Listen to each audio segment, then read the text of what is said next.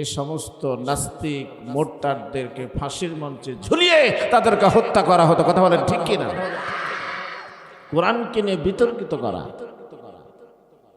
আল্লাহকে নিয়ে বিতর্কিত করা, এদের বেঁচে থাকে কেমনে আমার বুঝে আসে না। কথা বলেন ঠিক কিনা? এই ভূখণ্ড আল্লাহ রাব্বুল আলামিন বলছেন আলা আলাহুল খালকালাম তাবারাকাল্লাহু রাব্বুল আলামিন। জমিন আমার, আইন চলবে আমার, আমার হুকুম চলবে জমিনে। আল্লাহর হুকুম পালন করনিওয়ালা বান্দারা জীবিত থাকতে, শরীরে এক ফোঁটা রক্ত থাকতে এ বাউল শিল্পীরা পৃথিবীর জমিনে বাংলাদেশের মুখে জীবিত থাকে, এটা আমার বুঝে আসে না। কথা বলেন ঠিক না বেঠি? একজন বাউল শিল্পী, আপনাদের কাছে কি খবর আছে? তিনি সূরা নাসকে নিয়ে বিতর্কিত করেছেন আল্লাহর কোরআনকে নিয়ে। সেও কি মুসলমান? বলেন।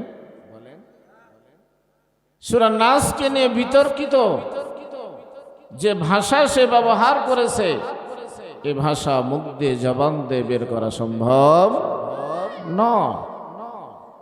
আবুল সরকার, শিল্পী আবুল সরকার, তার জিহ্বা কেটে নেওয়ার দরকার, ঠিক কিনা বলেন?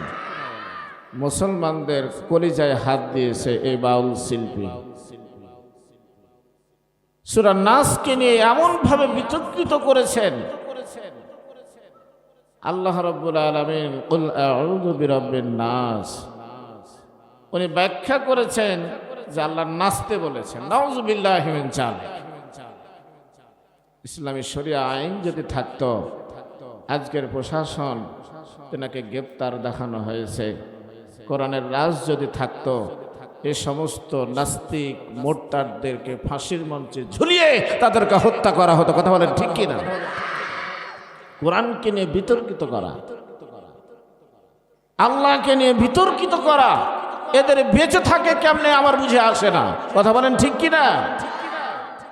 এই ভূখণ্ড আল্লাহ রাব্বুল আলামিন বলছেন আলা আলাহুল খালকালাম তাবারাকাল্লাহু রাব্বুল আলামিন।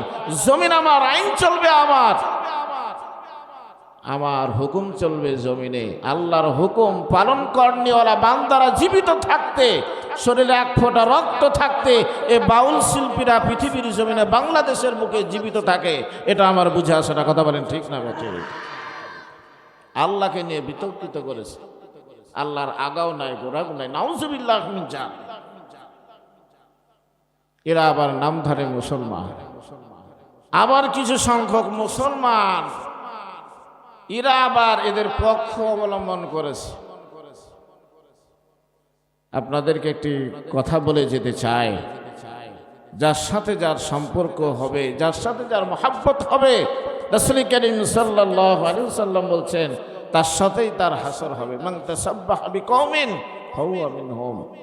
বুখারী শরীফের হাদিস, রাসূল সাল্লাল্লাহু আলাইহি ওয়াসাল্লাম বলছেন যার সঙ্গে যার সংস্পর্শ, মহাব্বত, ভালোবাসা হবে, কাল হাসরের ময়দানে তারা তার সঙ্গেই তার বিচার উঠবেন।